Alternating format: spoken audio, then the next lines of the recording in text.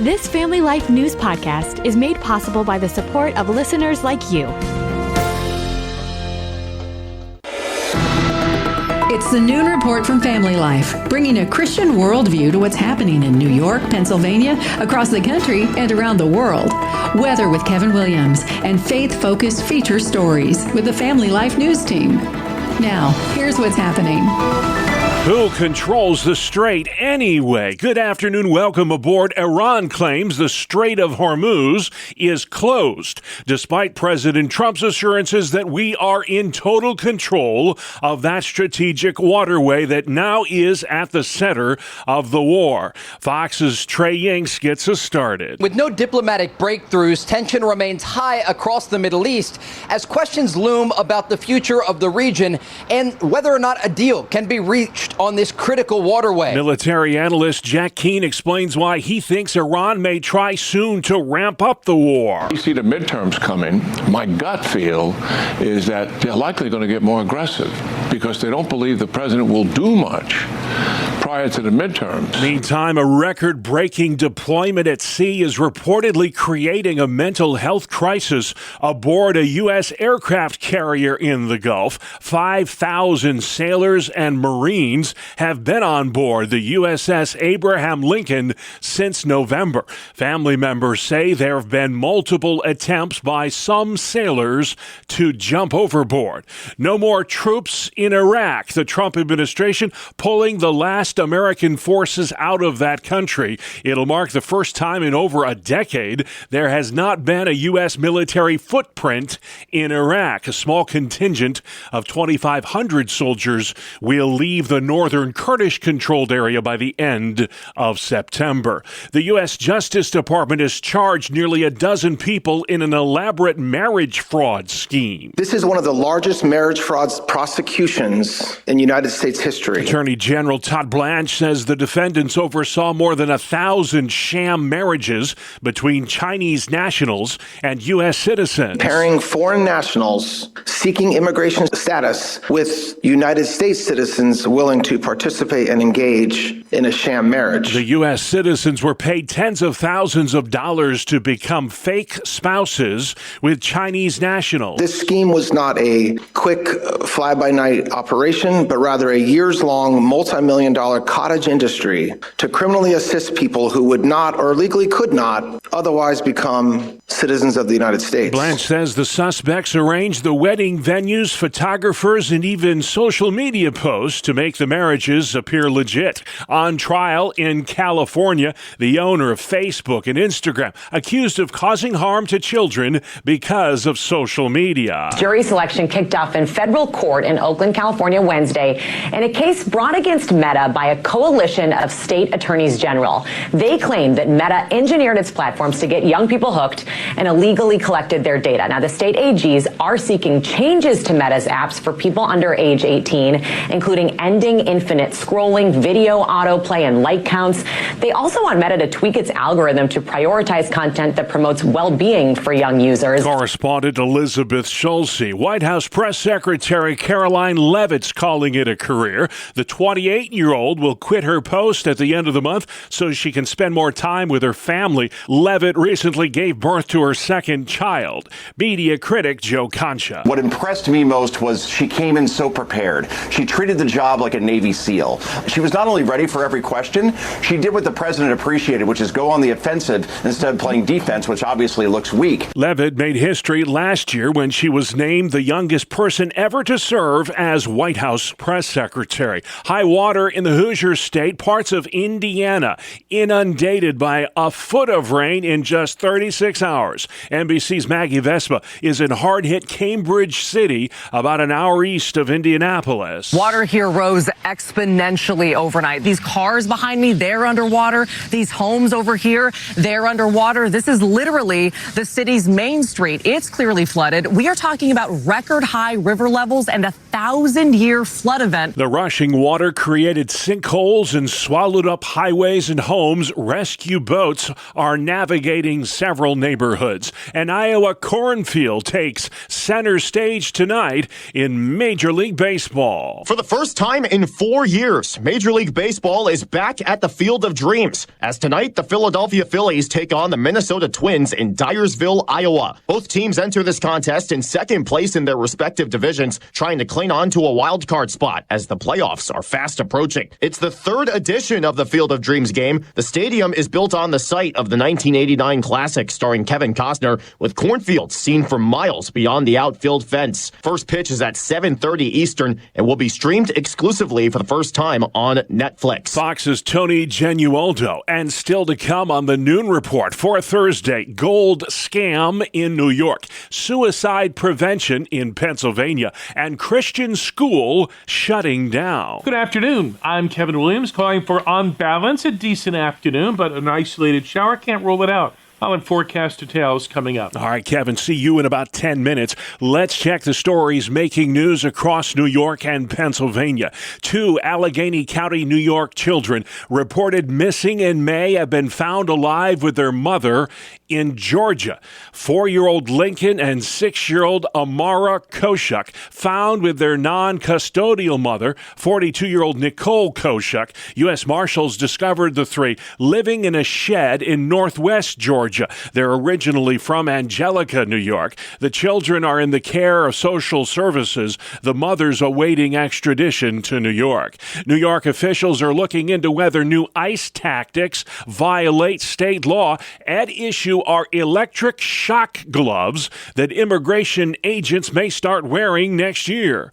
Reporter Jay O'Brien. With ICE tactics already facing fierce scrutiny, the Department of Homeland Security is planning to spend up to $20 million on specialized gloves agents can use to incapacitate someone with an electric shock simply by touching them. DHS describing them as de-escalation devices, saying their officers are trained in use of force. Local law enforcement in New York are under orders from the Attorney General to end cooperation with ICE by the end of August. Many sheriffs are refusing that order. A Pennsylvania politician's proposing a potential solution to help save teen lives. Representative David Deloso, a Democrat from Delaware County, plans to introduce a bill that would require middle and high schools place the national, state, or local suicide prevention hotline number on a student's ID card. He says ensuring that students have immediate access to crisis resources can help them receive the support they need when they need it most. The lawmaker cites a recent study that shows up to 20% of high schoolers have considered suicide the past 12 months. Rabies exposure cases have reached a record high in Erie County, New York. This is due primarily to bat, raccoon, skunk, and fox encounters. Rabies is 100% fatal, and so we don't want anybody in Erie County to get exposed to rabies and then develop the disease and then die. Erie County Health Commissioner Dr. Gail Bernstein says while rabies is fatal 100% of the time, it is also 100% preventable if you get the vaccine. We recommend starting the rabies vaccine of series within 10 days after exposure, but really want to make sure that you start it before you develop symptoms, because by the time you develop symptoms, it's too late. You have the disease. For the record, rabies cases in humans are extremely rare. Later this month, Erie County helicopters will drop bait from the air in areas where there have been reported rabies encounters. Also, there will be airdrops of oral vaccines starting in September throughout Erie County. 2 members of Congress from Central New York are backing a bill to boost U.S. semiconductor manufacturing. Republican Claudia Tenney and Democrat John Mannion want to assist companies like Micron. The bipartisan bill expands tax credits to companies that produce and promote the computer chip industry in these United States. Pennsylvania is investing millions millions of dollars into agricultural innovation. Its aim is to help farmers adopt new technology and improve their efficiency. The Pennsylvania Department of Agriculture is awarding nearly $9.7 million in grants to support agricultural innovation across the state. The funding will support 97 projects designed to improve efficiency, increase production, protect soil and water, and expand renewable energy. Officials say the grants will help farmers adopt technologies including robotics, precision agriculture, automated systems, and energy-efficient equipment. Brian Query, Family Life News. Thank you, Brian. A Christian school in Western New York shutting down just weeks before the start of school. Amherst Christian Academy is run by the Creekside Assembly of God. It will be no more after Friday, tomorrow. The church making the decision to close because of dwindling enrollment, staffing issues, and financial problems. Amid a statewide measles outbreak, the Ridgeway Area School District in Elk County, Pennsylvania is taking action. Superintendent Noel Petrosky says 5% of the kids in that district are not vaccinated. If we have students that are continually outbreaking with measles, let's say we have 3 weeks of outbreaks, those students are out for those 3 weeks and then an additional 21 days. So they could really lose weeks of their education. So it's very important that we have some kind of plan in place as to how we're going to educate those students when they're not here. Statewide, more than 250 Pennsylvanians have contracted measles this year. It's the worst year for measles in this country since the early 1990s. New York police are warning consumers about a new scam that's making the rounds. Con artists are targeting people with gold or cryptocurrency. It can be harder to track those things, and it can be harder for us to recover it. Once it's gone a lot of the times, but that doesn't mean that we won't take every investigative step to try to find who's responsible. State Trooper Linnea Crane telling Spectrum News the scammers pose as financial advisors and oftentimes try to convince folks to purchase precious metals and then mail the money to them. Unsolicited text messages or social media, they're a person that you might not know, and it's unsolicited, trying to get them to invest their money into something that they think that they would get a financial gain out of. An arrest was made yesterday in the Hudson Valley after an elderly woman there was conned out of $180,000 of her life savings. Attorney General Tish James is suing a veterans charity in Western New York. Healing for Heroes promoted itself as an outdoor oasis for disabled vets, but the AG says that charity has only hosted 4 retreats, and all of them benefited only the board members and their families. The AG says half of the nearly $100,000 raised by Healing for Heroes was spent on personal expenses such as meals or vehicle repairs for board members. She's currently seeking a court order to dissolve that charity.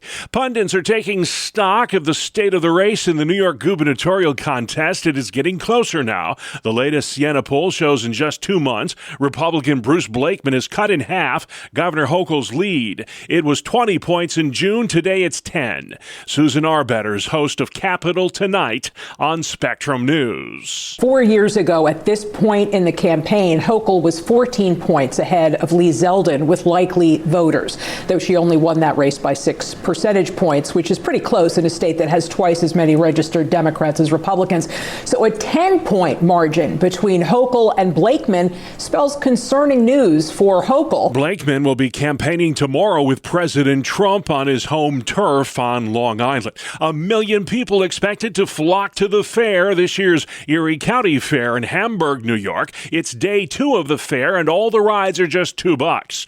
Family Life's Dee Haley has more on the fair food you can find there in Western New York. 39 new food and beverage selections are available this year, including Belgian waffles on a stick, avocado ranch smash burgers, deep fried s'morios, and creamy peach lemonade slush. The fair runs through August 23rd. Gates open daily at 11 a.m. For a full schedule of events, visit ecfair.org. All right, Dee, thank you very much. And 3 days after the Erie County Fair, it's the Great New York State Fair. That fair kicks off Wednesday, August 26th in Syracuse and will last through Labor Day. Fair Director Julie LaFave says this year's fair will pay homage to America's 250th birthday. We have a little bit of America 250 element in a lot of the things, from our drone show to our sand sculpture to a little, even our State Fair pin that we release every year. You'll see a little bit of it smattered everywhere in there. Can't wait for the fair. The Great New York State Fair is the country's oldest state fair, dating back 185 years. Sports is next. It's the 2-minute drill on the Family Life Noon Report. Good afternoon. I'm Randy Snavely. Bob Trent Grisham was the leading man for the New York Yankees last night, leading the Bronx Bombers to a comeback victory over Seattle 10-5. Grisham homered twice and then hit the go-ahead double in the 7th inning. He drove in 4, and rookie Spencer Jones knocked in 3 with a pair of doubles. In Atlanta, the Braves claimed their 3-game series against the Mets following a 6-3 victory. Both Luis Robert Jr. and Bo Bichette went deep for New York, who have now dropped back-to-back games. The Pirates fell to a hot Miami Marlins ball club 8-2. Miami has won 4 straight. They are now 38-24 at home this season. It is their best run at home since 2003. When they won the World Series. The Pirates, on the other hand, have gone 1-7 since the trade deadline.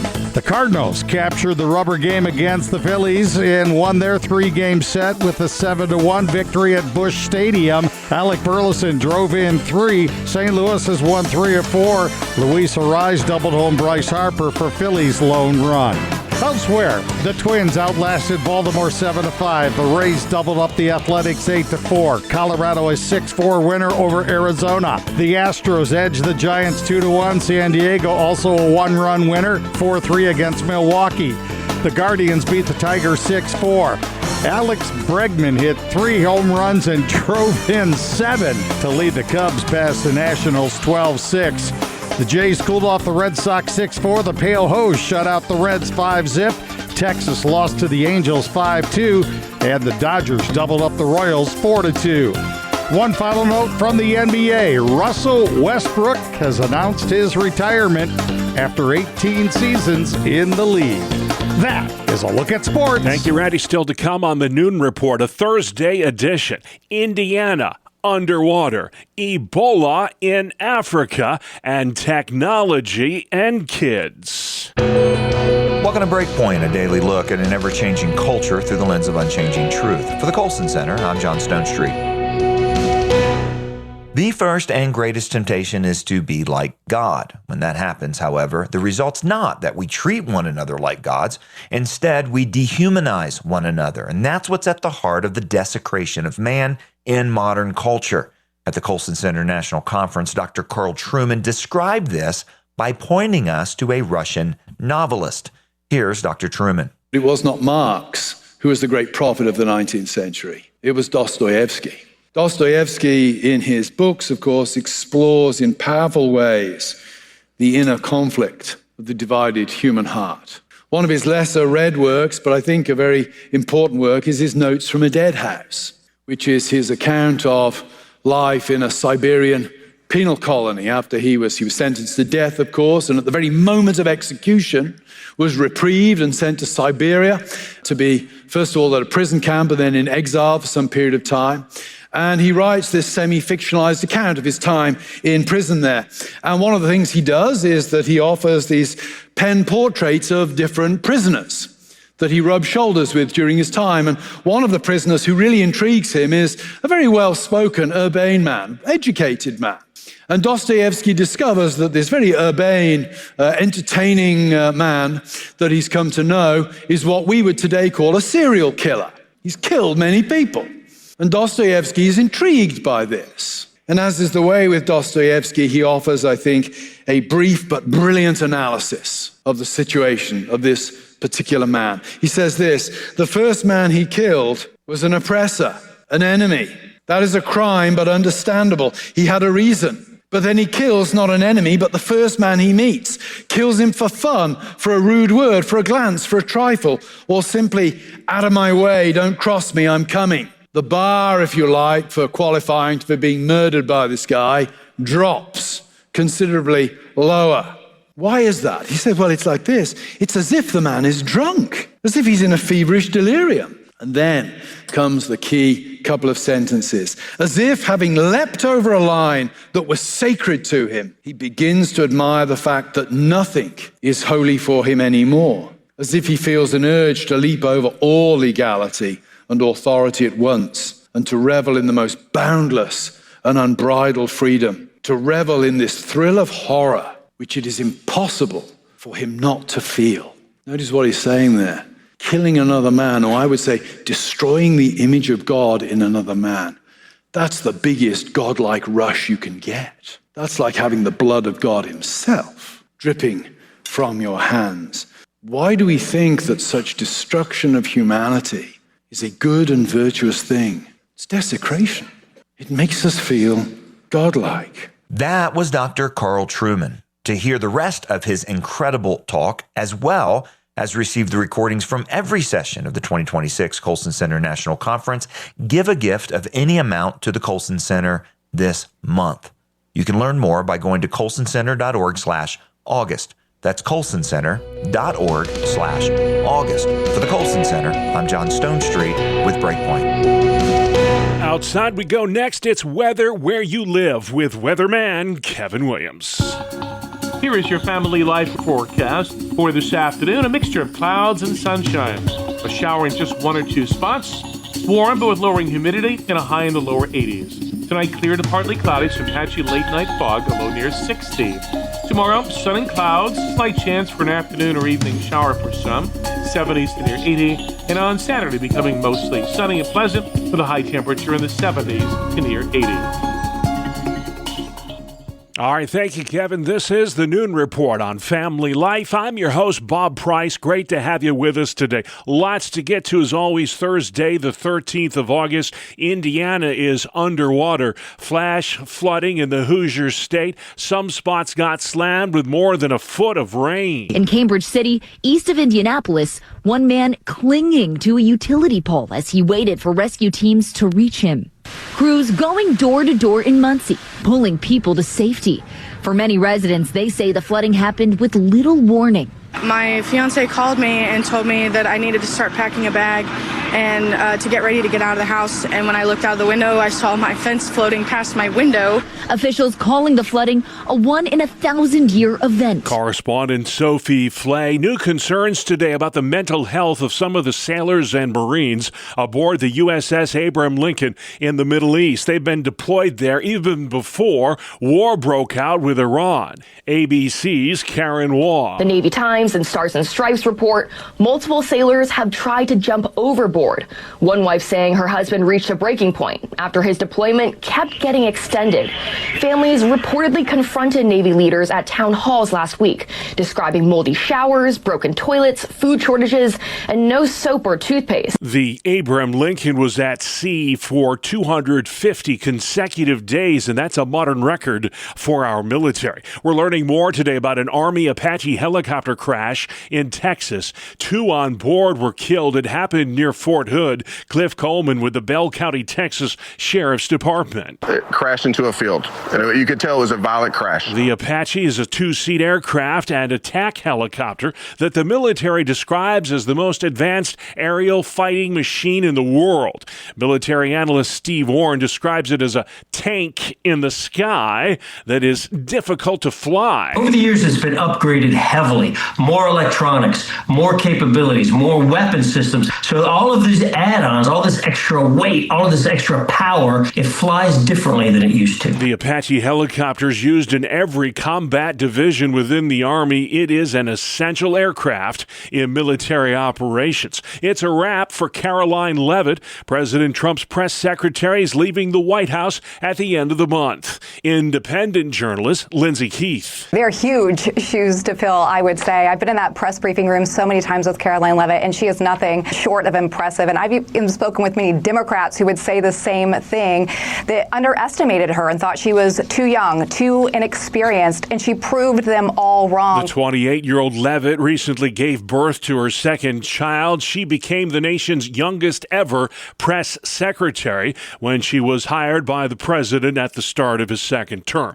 A WNBA task force on transgender athletes has met to discuss the inclusion of biological men in women's professional basketball. No guidance on eligibility rules was adopted, however. The WNBA does not have a policy in place on transgender athletes, while its collective bargaining agreement states that only women can play in the league. It does not define what it means to be a woman exactly. A public health crisis is worsening in Africa. ABC's Michelle Franzen. The Ebola outbreak in Congo now on track to surpass the deadliest on record more than a decade ago that killed more than 11,000 people. The head of the World Health Organization, Dr. Tedros Ghebreyesus, says that the majority of cases in eastern Congo is considered the fastest growing one yet, killing over 2,000 people since the WHO declared the outbreak in May. The rare virus blamed for the Ebola outbreak has no approved vaccine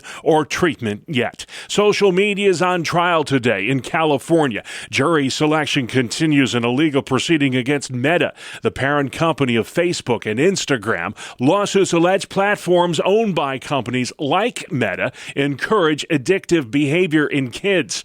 Penalties being sought by 4 state attorneys general could total more than $1.4 trillion with a T dollars. You're tuned into the Noon Report for Thursday on Family Life. This is a special edition of Mission Pulse. We spotlight ministries making a difference where you live, across the country, and around the world.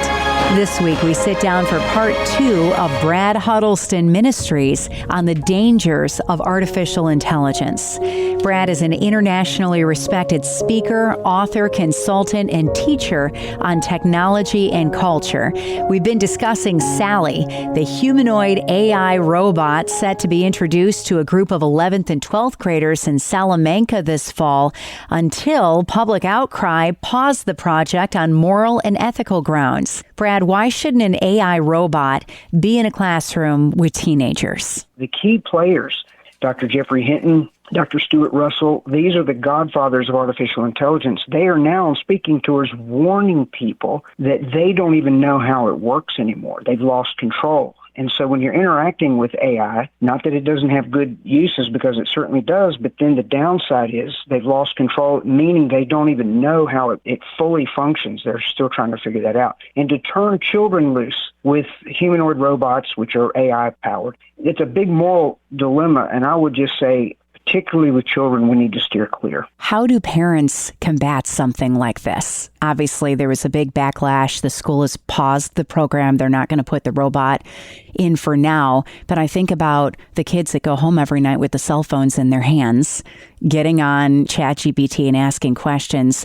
What are some tools, tips, and tricks that you could give parents, some ways that we can get ahead of AI in our homes? Sarah, what I'm going to say is going to be, it's going to sound cultic. It's going to sound far out there, but I'm certainly not the only one in this camp. I'm part of a growing group of people who are saying children have no business with technology at all. There are members of our government, I mentioned Australia, they have banned social media for those under 16. That's not just at school, but that's at home. And then the UK is doing it, France. It's spreading, and there's legislation in our Senate right now to do the same thing for those under the age of 14. And that's being headed up by a Democrat and a Republican, so it's across the aisle there. But I just do not believe that they need it. I don't think their brains can handle that much dopamine. I believe that they need to be in the analog world and raised in it. They should have a dumb phone with no texting plan for the emergency that probably will never happen. But if it does, they would have a dumb phone and they can get a phone call out. And the number one thing that parents tell me is that, well, how are my children going to stay in touch with their friends? And that's where the body of Christ comes in. We have to retool and get back to the way they did things in the scripture, and that is get together, control who their friends are. They need friends. They should have friends, but they should be godly friends, because every kid that I know has hundreds, if not thousands, of alleged friends whom they know nothing about, and yet the scripture says bad company corrupts good character. and their character is being corrupted. And they do not have the brain capacity in their prefrontal cortex to put the brakes or to even understand fully the moral implications of what they're doing. And that's where parents, they're just as addicted as the children. So the parents first need to deal with their addiction and come clean with the Lord, get together with other members of the body of Christ to draw strength from Jesus himself, and then we live differently. We are called not to be part of this world. Our kingdom is not of this world. Now, that may sound extreme. I'm sitting here in front of computers right now working on a dissertation. I'm not opposed to everything, but I'm a lot older now than a teenager. I have the capacity to shut it off and not get involved in these things. So I know it sounds extreme, but I believe we have got to keep kids away from the smartphones and artificial intelligence and raise them in an analog world with a great foundation of Bible. And their heroes need to be Matthew, Mark, Luke, John, Abraham, Isaac, and Jacob instead of all the cultural influencers that we have on social media. And then later, once their brains are matured and they're old enough to make their own decisions, at least we have trained them in the way they should go, and then we can turn them over to the Holy Spirit to finish the job. That's Brad Huddleston, speaker, author, and consultant to universities, churches, and police departments on technology and culture. You can check out his work at bradhuddleston.com. All right, thank you. And you can check out Sarah's entire interview with Brad online anytime. Just go to Apple Podcasts, Spotify, YouTube, or our website, familylife.org. Finally at noon, Singles Night Out at Citi Field. Catch this. The New York Mets calling on baseball-loving singles to try and find their match at an upcoming game. On August 27th, the Amazons will be hosting an event in collaboration with an Instagram dating site. Those going to the game against the Milwaukee Brewers are encouraged to wear wristbands that display their relationship status. Those that do will have access to pregame social events. Also on the docket that night, interactive game day experiences providing what's called conversation starters. Tickets range from $53 all the way up to $267 for the so-called most eligible package. Wonder what that means exactly. It's singles night at Citi Field. Catch a ball game and maybe a date. 2 birds, 1 stone sort of thing. And that's our world. The world we live in. Thursday, the 13th of August. I'm Bob Price. Family Life News. You've been listening to the Noon Report. Heard weekdays on Family Life. Thank you for listening. Thank you for listening to this Family Life News podcast. If you've been encouraged by what you've heard, please share it with others and click the subscribe button to automatically receive future episodes. Family Life is a listener-supported ministry. Podcasts like this are made possible by your financial partnership. Find out more at familylife.org.